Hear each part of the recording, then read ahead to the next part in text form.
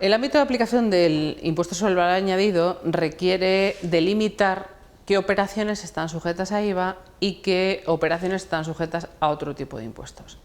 La Ley General Tributaria establece que todas aquellas operaciones que están sujetas a un determinado impuesto no pueden estarlo a otro impuesto, puesto que incurriríamos en casos de doble imposición.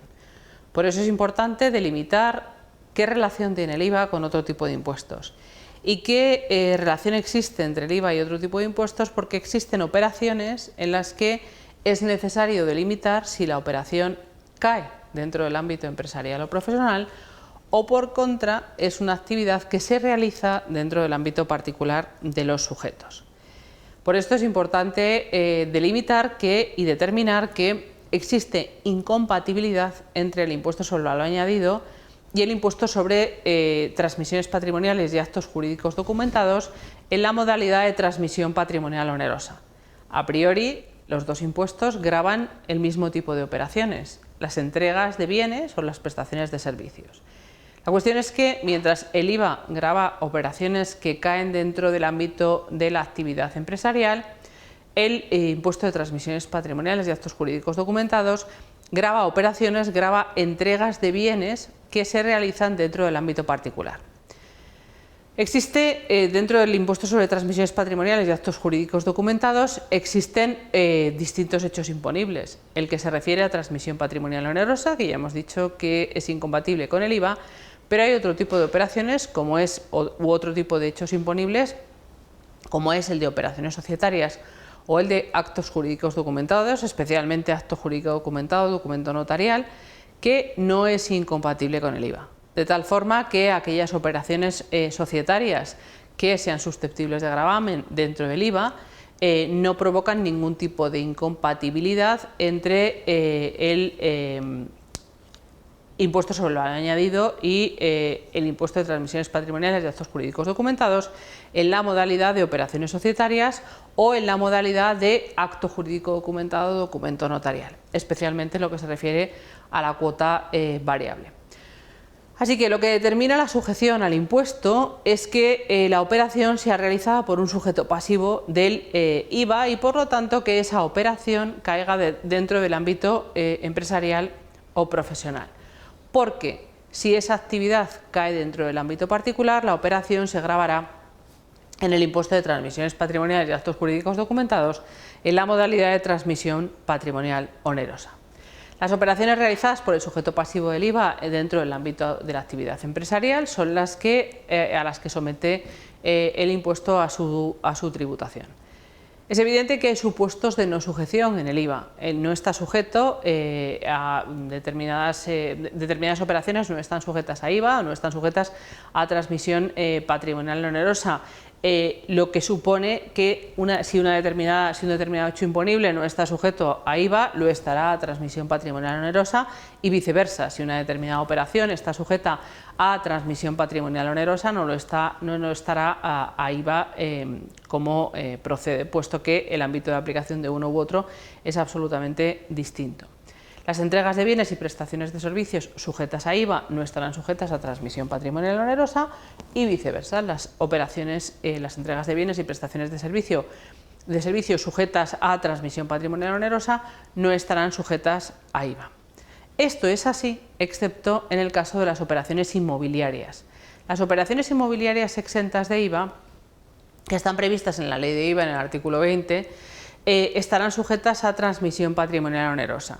Y las operaciones que estén sujetas y exentas a transmisión patrimonial onerosa estarán sujetas a IVA. Dicho esto, con la excepción de la posibilidad de la renuncia a la exención.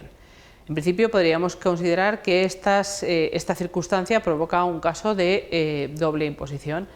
Bueno, la ley prevé que, a pesar de que en términos generales estuviéramos ante un caso de doble imposición, todas aquellas operaciones inmobiliarias que están sujetas y exentas de IVA estarán sujetas a transmisión patrimonial onerosa y viceversa. Otra circunstancia especial que merece una mención aparte es aquella prevista en la Ley del Mercado de Valores en el artículo 314.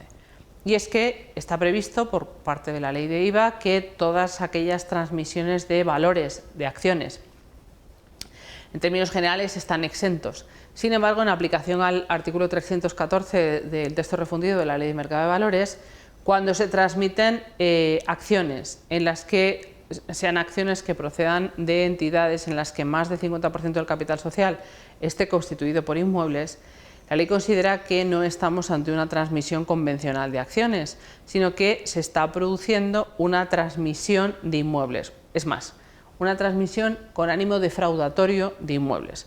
Por lo tanto, no se aplicará la exención a las transmisiones de acciones, sino que se estará sujeto y no exento con el tipo correspondiente a la transmisión de inmuebles, puesto que la ley considera que no se están transmitiendo acciones, sino que hay una transmisión encubierta de inmuebles.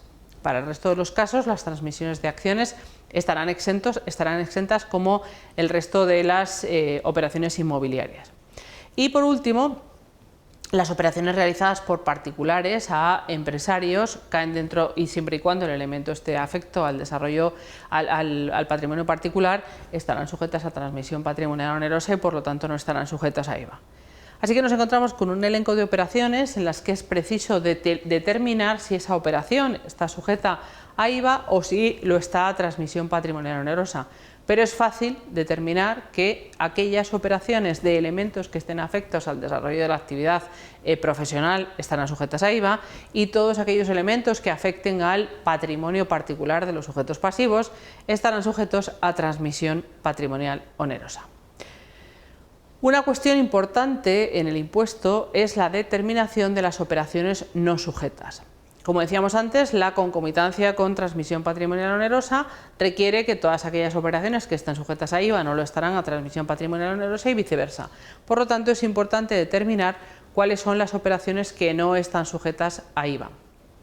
El artículo 7 de la Ley de IVA establece que la transmisión del conjunto de elementos que forman parte del patrimonio empresarial o profesional y que constituyen una unidad económica independiente estarán no sujetos. Es decir, no es preciso vender todas las líneas de actividad como patrimonio para ser considerado que se produce la transmisión de la totalidad del patrimonio empresarial. Es decir, es necesario que se venda la totalidad del patrimonio empresarial, incluidos todos los elementos patrimoniales afectos a esa línea de actividad, pero si el sujeto pasivo tiene distintas líneas de actividad, no es necesario que se vendan todas las líneas de actividad para poder aplicar la no sujeción.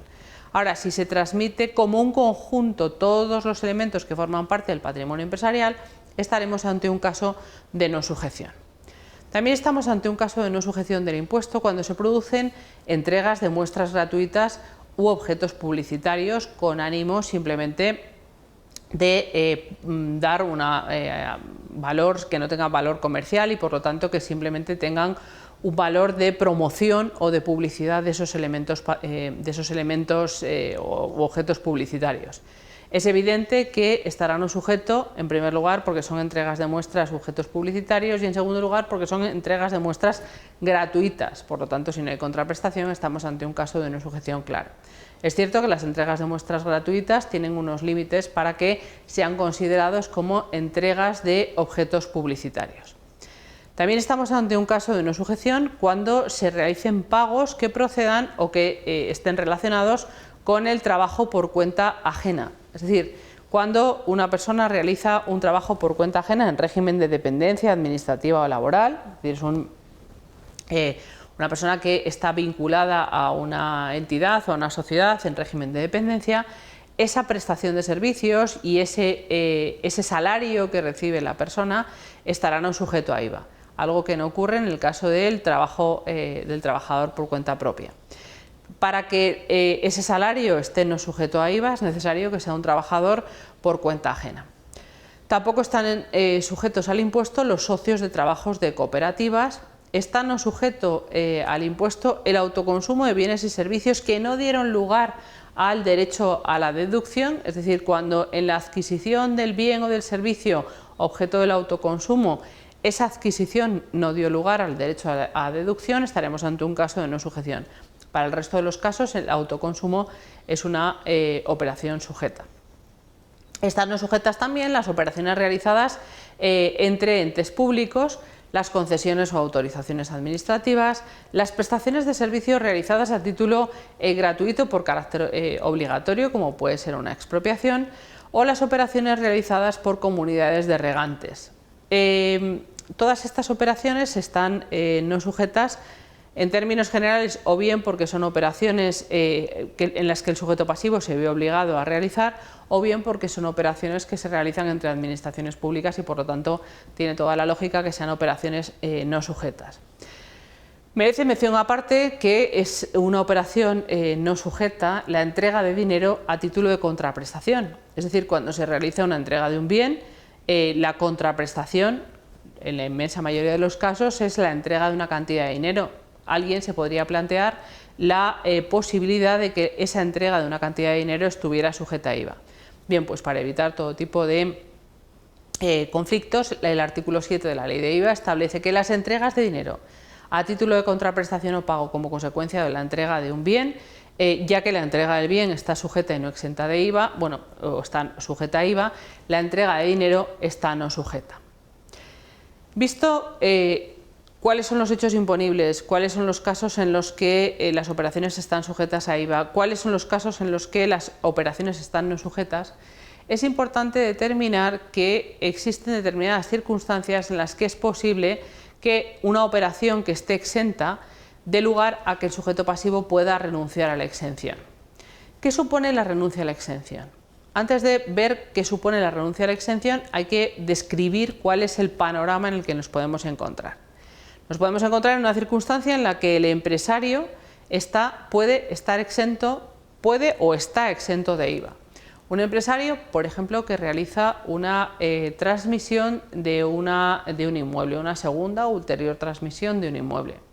Ese empresario que realiza esa transmisión, en principio, esa transmisión está exenta de IVA.